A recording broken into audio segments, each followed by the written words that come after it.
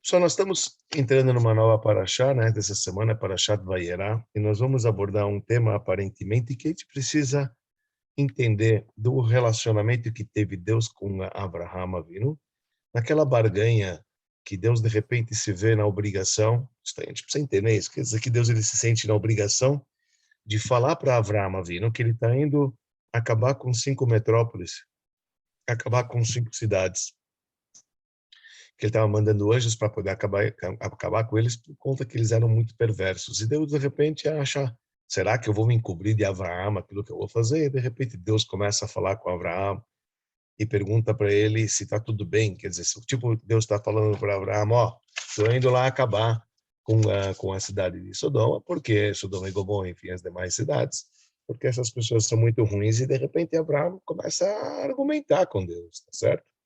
Abraão começa a argumentar e fala, será que tem 10 pessoas em cada cidade? Se tem 50, depois tem 45, quer dizer que teria 9 em cada uma das 5, mais a presença de Deus, depois ele barganha, quem sabe tem 30, quem sabe tem 40, primeiro 40, quem sabe sobra 4 cidades, quem sabe tem 30, talvez 3 cidades que tenham 10, talvez 20, 2 cidades que tenham 10, talvez 10 pessoas, etc. E aí, então, Deus vê que quer dizer, Abraão vê que realmente Deus está dizendo que não tem nem isso. Então, Abraão, então, ele viu que acabou todos os seus argumentos e percebe que Abraão, então, ele volta para o seu local. Toda essa história é uma história meio confusa, né? Porque se Deus já decidiu e falou para Abraão que não tem, quer dizer, se Deus já vem para Abraão e fala que ele vai destruir a cidade, por que Abraão tem que barganhar? Por que Abraão tem que negociar com Deus? Que história é essa? E outra coisa, para pensar. Você acha justo? Se Deus está falando que é uma cidade de perversos, tá bom? Uma cidade muito ruim, pessoas que não merecem viver. Deus está julgando. Você iria barganhar? Você ia pedir para que Deus, você ia rezar, você ia pegar um teilim para poder perpetuar aquele local? Veja só, vou dar um exemplo pesado, mas entre nós falando, a ideia é o seguinte: imagina que não pega um país muito ruim, que fez muito mal para o povo, etc. Vamos supor a Alemanha na época da guerra, ou vamos supor, sei lá, a faixa de Gaza que manda escudos para Israel, e de repente vem a ordem que vou acabar com eles. Você vai rezar, você vai ganhar com Deus? Era o primeiro judeu. Abraão praticava o bem. O pessoal de Sodoma e Gomorra era contra Abraão. Eles eram um outro lado da moeda, outro lado da história. Você ia pegar e começar a barganhar para Deus para não destruir os perversos, você ia rezar por eles, para poder, não, pelo amor de Deus, mantenha eles vivos. Pô, são pessoas contra você, desculpa, são pessoas totalmente que não querem a tua existência. Você não é bem quisto lá. Então, que história é essa de Abraham, ele rezar por pessoas que aparentemente Deus declara logo no início do papo que são pessoas rachaim, hataim, são pessoas ruins, muito. Então, se Deus já deu esse argumento para Abraão, sabe que Abraão deveria falar? Ok, go ahead, está acabando com os meus inimigos, ou seus inimigos. Seus inimigos são os meus inimigos? Tá certo, ele deveria falar, o cabo tá bom, vai fundo. E não, de repente, a Torá conta essa discussão. Fora que essa discussão aparentemente não levou a nada. Então, pô, a Torá gasta alguns versículos para poder dizer esses argumentos, quando na prática de nada adiantou. Quer dizer, absolutamente nada adiantou. Então, como é que funciona isso, né? Isso é uma pergunta que é interessante. Tem um sábio que ele se chama Rabbi Natan Tzvi Finkel. Esse Rabbi Natan Tzvi Finkel, ele era originalmente de uma cidade próxima na Lituânia, que é mais conhecida em hebraico, porque para falar isso em português, Sineunígia, que é Slobodka. Slobodka, ele era chamado Saba de Slobodka, ele era chamado o vovô de Slobodka. Ele viveu nos anos 1849 a 1927. Ele escreveu um livro chamado Ora Tzafun. Ora Tzafun significa a luz encoberta. Ora Tzafun. E nesse livro Ora Tzafun ele faz exatamente essa pergunta. Ele falou, poxa, Deus, ele já sabia que em Sodoma não tinha, Sodoma e Gomorra, nas cidades não tinham 10 tzadikim, a reza de Abraham, então não ia adiantar absolutamente nada. Para que a Torá nos conta tudo isso, sabe? Não tem sentido nenhum. Assim pergunta o Natan Tzvi Finkel, da Lituânia. Ele era um Baal Mussar, ele era da linha de Mussar, no livro dele, tá certo? Quer dizer, ele começou na Lituânia, depois ele foi enterrado em Jerusalém, em Har HaZeitim, no ano de 1º de fevereiro de 1927. Bom, depois dessa pergunta, também é curioso que tem uma explicação, já nessa linha, já para poder falar essa uma explicação bonita, que trouxe um sábio chamado Rabbi Natan Nata Shapira. Rabbi Nosson Nata Shapira. Rabbi Nosson Nata Shapira, só para falar quem ele era um gigante que viveu, um rabino polonês que viveu em Cracóvia. Ele nascido em 1584 e faleceu em 1633, provavelmente viveu 49 anos apenas. Naquela época, tá certo, era Nossa Nota Shapira. Ele não era o primeiro na Nossa Nota Shapira, o nome dele foi dado em nome do avô, porque já existia um outro rabino chamado Rab Nossa Nota Shapira, que era o Imre Shefer, outro, e ele recebeu o nome do avô dele. Só para você imaginar quem era Rab Nossa Nota Shapira, eu visitei lá, Cracóvia, eu estava na sinagoga do Uremá, porque do lado da sinagoga do Uremá, era Moshe Isherevitsky, 500 anos atrás, ele tem um cemitério, ele está enterrado nesse cemitério antigo de Cracóvia, que fica do lado dessa sinagoga. Na lápide dele está escrita a seguinte frase: este é que dizem sobre ele que ele conversou com Eliau, o profeta, face a face. Imagina, isso está na lápide da nossa Nota Shapira, está na lápide dele. Apesar dele ser um grande orador, ele entrou um grande darshan, etc. Então ele escreveu um livro conhecido chamado Megalé Amokot. Megalé Amokot significa revelando as profundezas. Então ele escreveu esse livro sobre as porções da semana. E depois de lá ele escreve também 252 respostas, Moshe Rabbeinu, enfim, entrou em Israel, etc. Coisas assim ligadas à vida de Moshe Rabbeinu. Ele estudou a parte mística com um rabino chamado Moshe Mordechai Margaliot. Ele estudou assim a parte mística com ele. Ele era descendente de Rashi, só para vocês imaginarem, ele era descendente do grande exegeta Rashi, que viveu nos anos final 1040 até 1100 e pouco. Então, estamos falando de um cara gigante. Para nossa Nota Shapiro, ele faz uma explicação tão bonitinha que aqui vale a pena a gente falar já para explicar. Deus nos livre de dizer que todo o argumento ele traz assim: por que a Torá diz essa discussão entre Deus e Abraham, quando Deus ele fala com Abraham? Na verdade, toda essa reza que Abraham ele teve, só um segundo, né?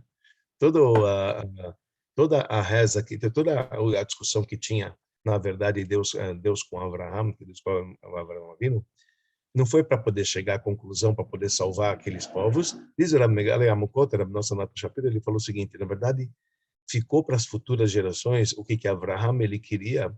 Abraham ele queria a justiça para os filhos dele que amanhã não seriam falhariam na chuva diante de Deus. Então, como é que ele explica? Ele explica o seguinte: cada passagem que Abraham ia rezando para Deus, para pedir para que Deus poupasse,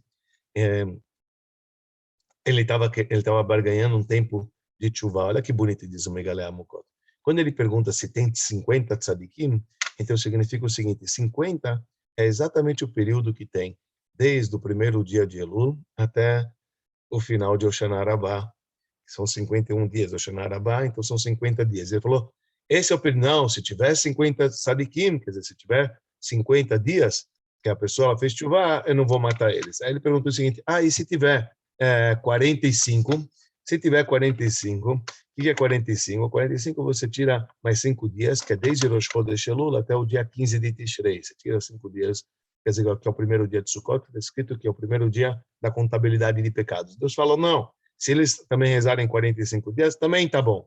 Aí ele falou, e se for só 40 dias que eles não vão rezar, desde Rosh Chodesh Elul até Yom Kippurim, ele falou, também, eu vou perdoar eles. Ele falou, e se for 30 dias, que só for o mês de Elul, é o mês de Elul inteiro que eles estão rezando? Ele falou, não, também está tudo bem. Ele falou, e se for 20 dias, que é desde Rosh Hashanah até o Hoshana Rabbah, que dá o total de 20 dias? Ele falou, não, também está bom. Ele falou, e se for só 10 dias, só 10 dias de chuva?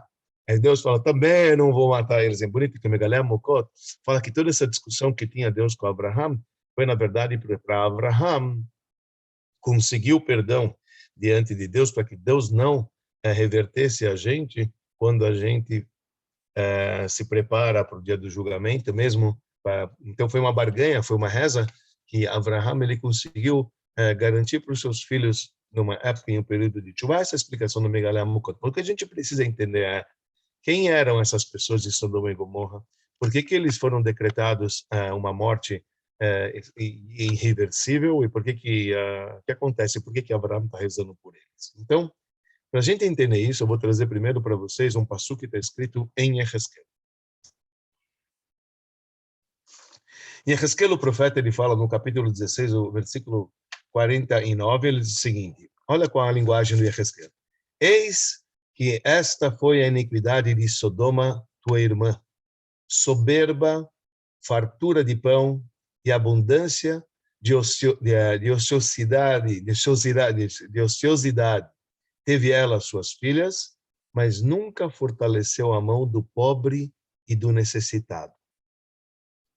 Quer dizer que eram pessoas ricas, daqui você entende que eram pessoas que tinham muito, tá certo? Mas ao mesmo tempo, qual foi a falha deles? Porque eles nunca fortaleceram a mão do pobre e do necessitado.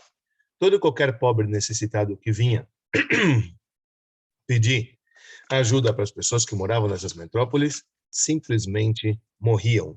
Eles morriam de fome porque eles não davam, eles não ajudavam. Eles eram pessoas muito ruins. Por que eles eram pessoas muito ruins? Por que a pessoa ela chega nesse nível, né, de ser pessoas tão ruins desta maneira, tão perversas dessa maneira? Se afinal de contas o profeta diz que eles tinham dinheiro. Se eles têm bastante dinheiro, por que eles não davam? Então imagina, o fato, a gente encontra no outro versículo em Jó, que ele fala uma coisa interessante. Ele diz que a terra de Sodoma era uma terra onde dela saía pão, quer dizer, a terra produzia já o pão. Era um lugar onde as suas pedras eram de safira, onde o pó da terra era ouro. Quer dizer, tanto é que tem uma passagem que diz que quando eles tiravam o rabanete, saía pedras de ouro junto. Quer dizer, era um lugar extremamente rico. Sodoma e Gomorra era um lugar muito rico. E tem uma regra que diz assim, todo aquele que tem fartura, que tem rico, ele teme que ele vai perder a sua riqueza. Então, esses lugares, eles criaram a seguinte regra, Sodoma, Gomorra, etc. Isso tudo baseado no Tratado de Sanedrim, na página 109, que o Tratado de Sanedrim explica isso de uma maneira mais extensa, qual foi o pecado dessas pessoas de Sodoma e Gomorra. O que acontece? Quando você tem dinheiro, e todo mundo tem dinheiro, eles têm medo dos pobres. Por quê? Se o pobre vai vir, e vai começar a catar dinheiro, vai encher de pobres lá. E eles não querem ter pobres lá. Aqui é um lugar de rico, desculpa, não quero ter ninguém que venha. Então, eles criaram a regra, aqui pobre não entra, a gente não quer pobre. Porque a gente não quer uma população de segunda categoria aqui, de necessitados, a gente não quer. Então, eles proibiram as pessoas receberem visitas. Era proibidíssimo uma pessoa receber visita em casa. Isso é uma regra de Sodoma e Gomorra de todos os visitantes. Era extremamente proibido. Era proibido mesmo. Tanto é que o Talmud conta que quando chegava um pobre, e o pobre pedia dinheiro, todo mundo de Sodoma e Gomorra, eles tinham moedas com o nome deles. E eles davam essas moedas com os nomes deles. E o pobre falou, uau, que legal. Falaram que eles são ruins, mas na verdade, olha só, eu estou cheio de dinheiro. E quando esse pobre acolhia esse dinheiro, quando ele ia para o mercado comprar, e o mercadante via que essas moedas tinham o nome dos proprietários, ele falou, desculpa, aqui não se compra com dinheiro. O dinheiro não se compra, ele não conseguia comprar. Ele não conseguia comprar mantimentos. Passava 1, 2, 3 dias, a pessoa morria. Quando ele morria, todo mundo viu que o cara morreu, todo mundo voltava lá para pegar o seu dinheiro, que o seu nome tinha cada um. Assim eles garantiam que aquele pobre falecesse, aquele pobre foi morto. Assim que consta. Se uma pessoa foi pego que ele hospedou alguém, então eles matavam essa pessoa, literalmente matavam. Então como é que matavam? Tem aquela expressão que todo mundo fala, colocava ela numa cama. Se a cama era maior que ele, cortavam as pernas e as mãos. Se a cama era menor, então esticavam as pernas e as mãos, simplesmente rompia os órgãos até que a pessoa ela falecia. Era assim uma coisa terrível.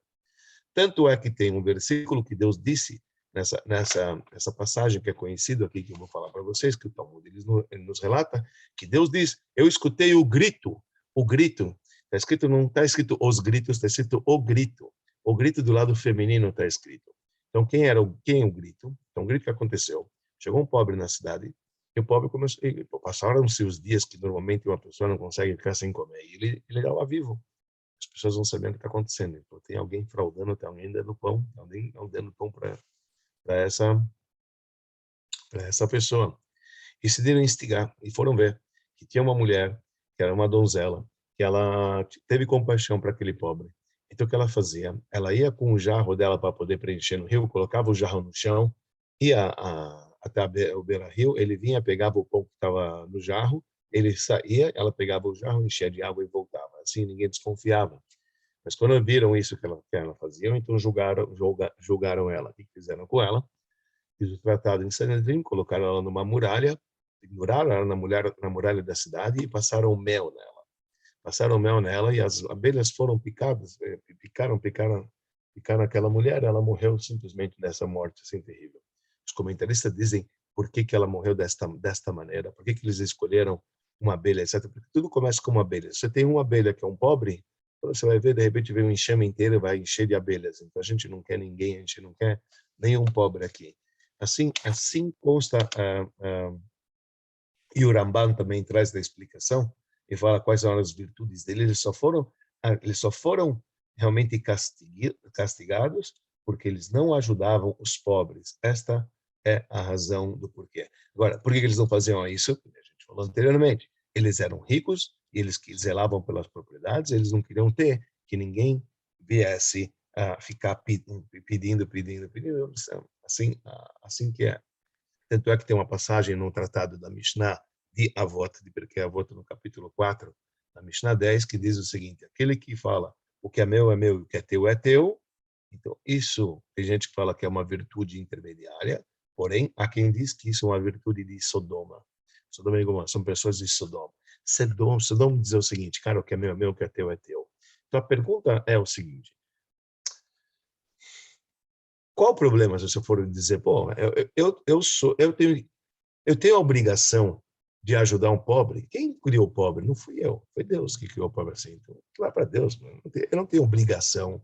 Parando para pensar, será que eles estavam agindo de uma maneira errada ao não ajudar o necessitado? Desculpa, eu tenho que ver minha vida aqui agora. Você tem problema? Vai trabalhar, vagabundo. Se vira, negão. Não é meu problema. O meu problema é o meu problema. O teu problema é o seu problema.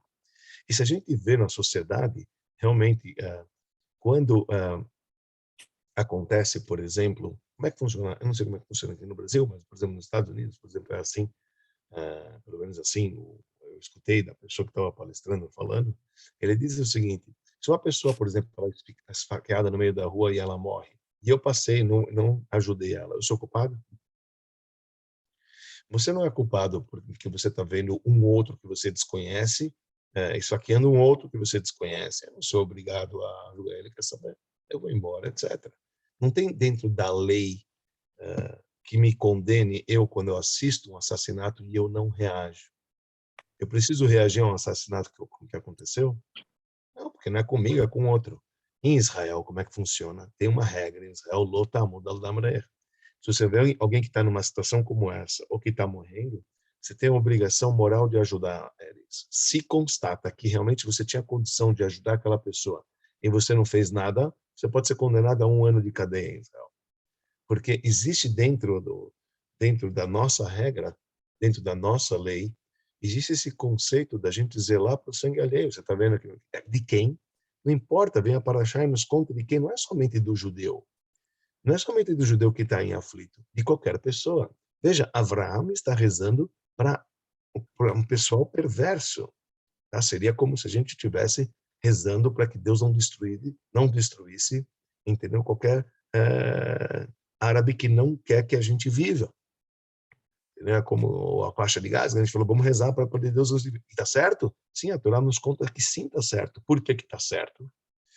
O que a Torá queria, em outras palavras, contar o relato do argumento que tinha Avraham vindo com Deus, é para ensinar para as nações, lá para Sodoma e Gomorra, como que deve lidar. Eu vou argumentar com Avraham para poder mostrar para eles qual que é o caminho correto de atitude que deveria ser tomada. Não só apenas não ajudar o pobre, ajudar, etc. Não, até mesmo rezar para o inimigo. E Avraham vai e pede barganha, etc. Para quem? Para que gentios, não eram nem pessoas deles, eram outros. Para que Deus não pratique um castigo. Em outras palavras, o que a Torá quer nos ensinar aqui?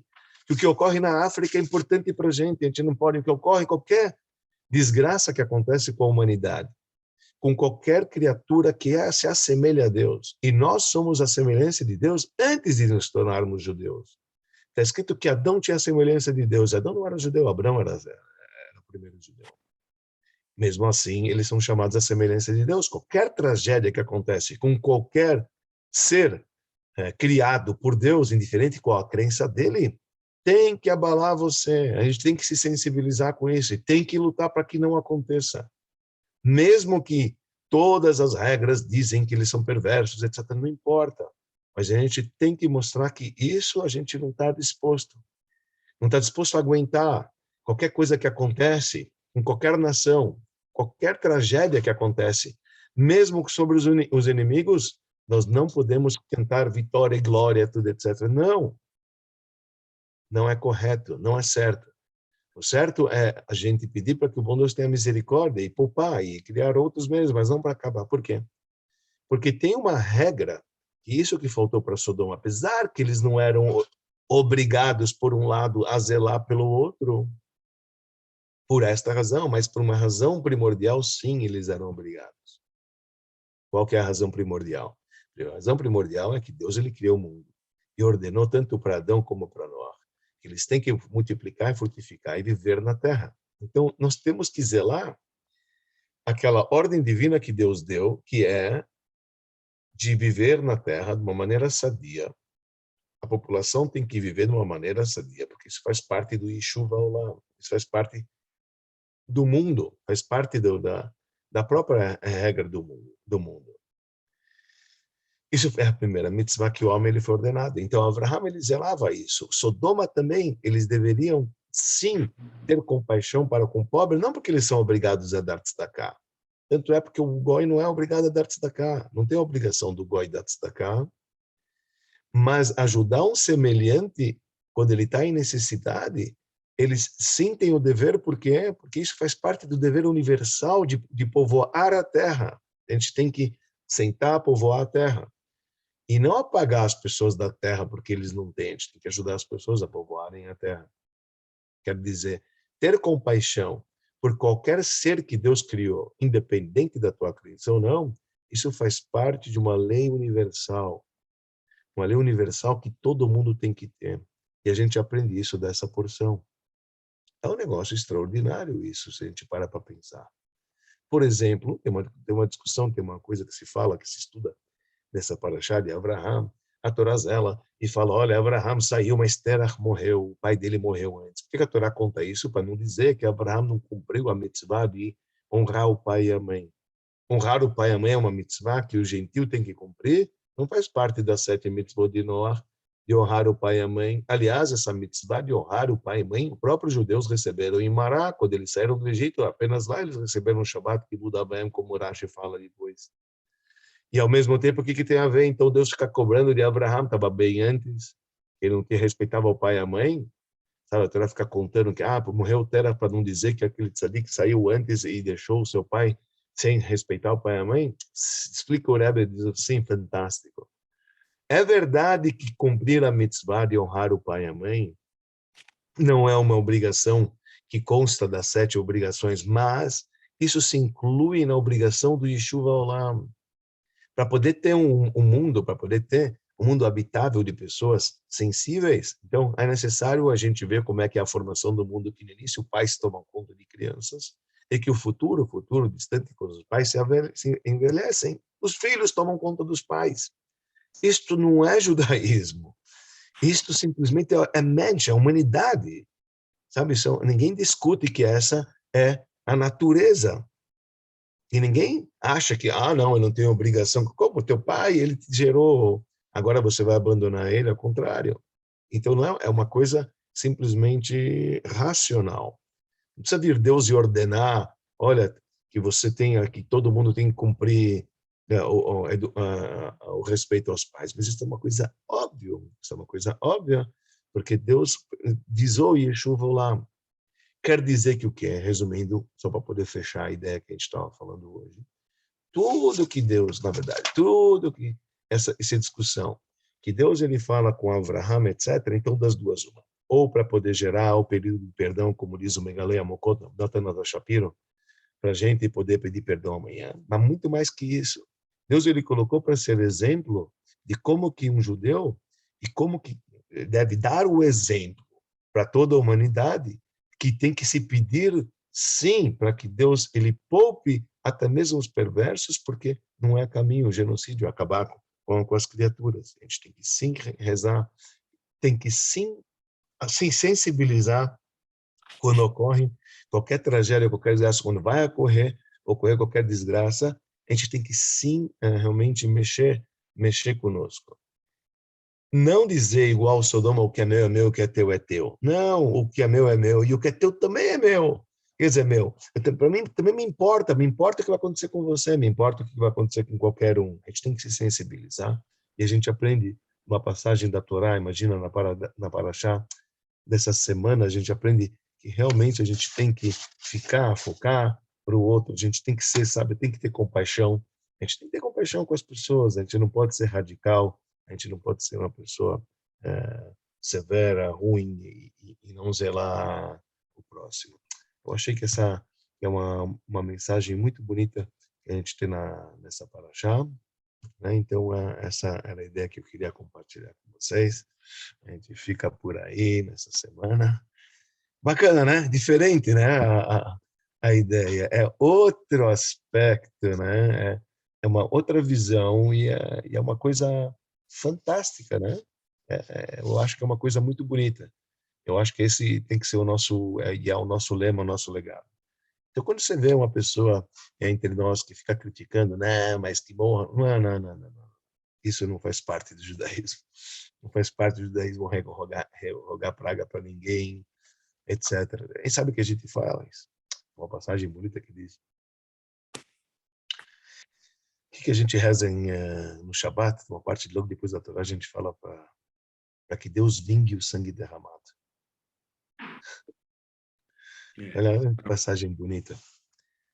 No Seider de Pesach, um dos momentos mais importantes é quando, de repente, o Eliyahu Navi ele entra. O que você fala lá? Você está com o Eliyahu Navi, você poderia pedir tantas coisas, que a gente fala?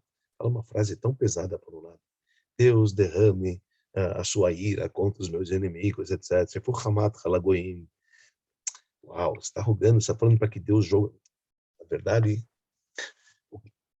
a explicação é tão linda, é tão bonita, que é exatamente o contrário. Deus nos castigou, Deus nos livre. Aconteceu coisas ruins que a gente acabou apanhando. O que seria o certo? Você revidar, não é? Nada mais justo de você revidar e acabar com eles. Te mataram 6 milhões? Começa, pega a espada, pega o negócio e vai lá, ataca. Queria o Estado de Israel, vamos lá agora matar os 6 milhões dos caras que nos mataram. Não, o povo judeu não funciona assim. O que o povo de Israel fala? O seguinte, Deus, você queria que a gente revidasse? Se o Senhor quiser, faça você. Faça você, nós não vamos mexer. Isso não faz parte do nosso povo. Nosso povo não é sanguinário.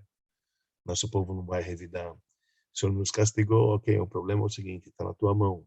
Nós não vamos revidar. Nós não somos iguais às nações. Que a gente vai lá, massacra e acaba, etc. Isso não tem. Isso você não vai existir. Tanto é que o exército de Israel é chamado Tzva Haganah Israel, o exército de proteção de Israel. Não é exército de ataque. Entendeu? Então, essa é uma passagem bonita, isso que a gente está falando agora. Mesmo quando a gente é, sim, castigado, etc., a gente não revida com a nossa própria mão. A gente diz, ela fala assim, também Deus, está na sua mão, se você quiser ser sim, se você não quiser não, eu para mim, vida que segue. É uma coisa muito bonita. O judaísmo tem que entender que esse é o caminho correto, e desde o patriarca Abraão, tem que rezar por todo ser humano, independente da crença, ele é um semblante de Deus, em qualquer coisa que acontece com qualquer pessoa independente da sua crença, isso tem que sim mexer com a gente, ao ponto de a gente rezar, para que não aconteça. E por isso a Torá nos conta que esse é o caminho de Abraão. A Torá coloca isso para poder ensinar. Justo aqueles que estão em Sodoma e Gomorra antes, para saber, assim é que deve se lidar. Vocês não queriam Abraão de jeito nenhum na tua terra, e ninguém, pessoas parecidas como ele. E nenhuma pessoa era aceita lá. Mas veja só o que Abraão faz quando vocês, inimigos dele, estão sendo julgados, e eu digo para ele que eu vou matar, ele luta porque ele não quer que eu atue da minha maneira. Deus coloca isso na nossa Torá, mesmo que o veredito já estava dito para poder ensinar, assim que deve ser a conduta de qualquer pessoa descendente de Abraão para qualquer ser criado por Deus. É isso aí, pessoal. Foi, Rabino, brilhante, único, único.